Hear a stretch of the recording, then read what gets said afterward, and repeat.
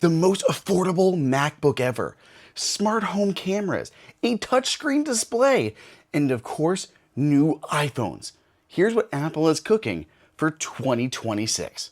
Real quick, if you want to keep up to date with all the latest Apple news and reviews, hit that subscribe button.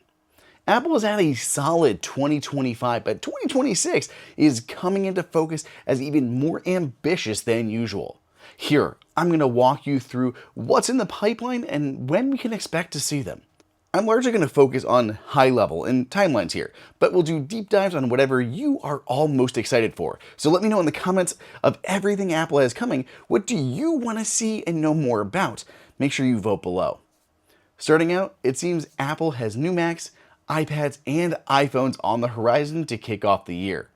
February to March, we should see the launch of the new iPhone 17e.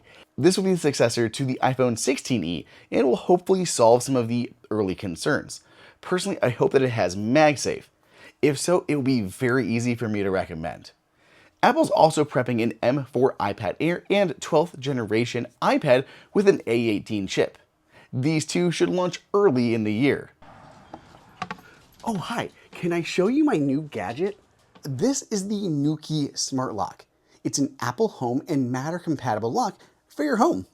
Setup is about as easy as it gets. It took me all of 10 minutes to get it installed, maybe. Unlike some other smart locks, there are no wires to plug in, it all just slides into place and is retrofit, so it's renter friendly. It uses a unique brushless motor like you'd find on EVs or high-end power tools. That makes it quiet, strong, and also super reliable.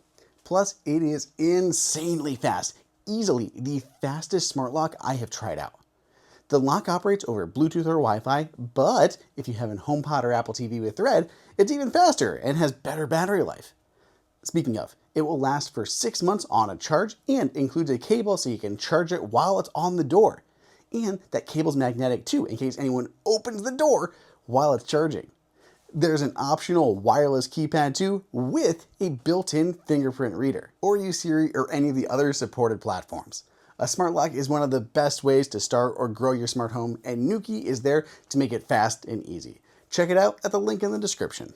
On the Mac front, the M5 MacBook Air is on the horizon, as well as the M5 Pro and M5 Max equipped MacBook Pros. We will also get new displays. What I'm more excited for is Apple's budget Mac. I'm not sure if Apple will have a different name for it, but rumors have long suggested Apple will be launching a new low-cost MacBook with an A18 chip on the inside. Depending on how low Apple gets the price here, this could be an incredible device for the education market.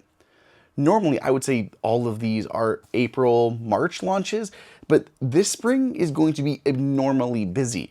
Apple has had a number of products ready to ship in 2025 that were seemingly punted due to software delays.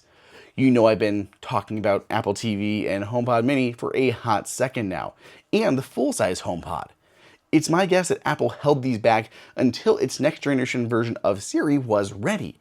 It could launch these as companion devices to the new smart display.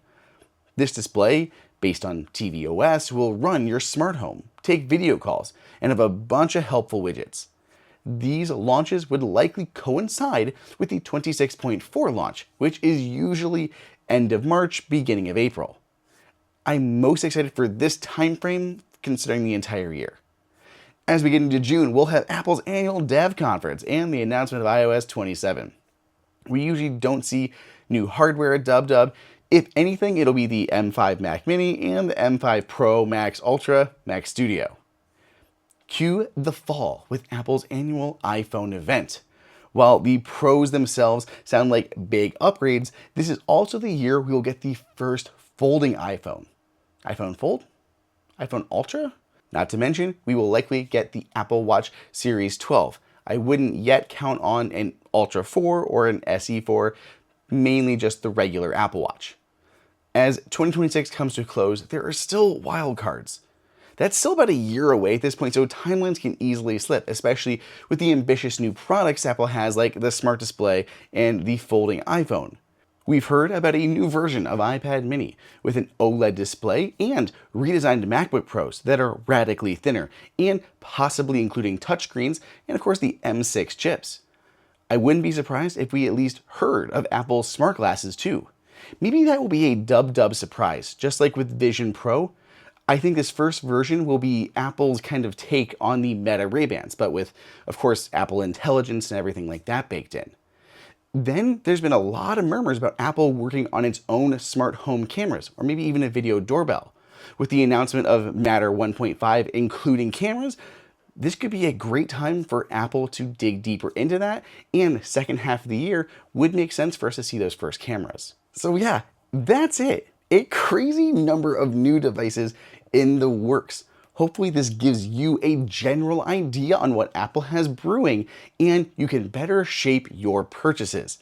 Don't forget to let me know what you want to go deeper on down below in the comments for my next video. And just like I did last year, I'm going to set another reminder to see how I did with these predictions next year. Be sure you subscribe so you can find out for yourself. As for last year's predictions, check out my short form video to see how I did. Otherwise, I'll see you all next time. Set a reminder for this day next year to see how my 2026 predictions went.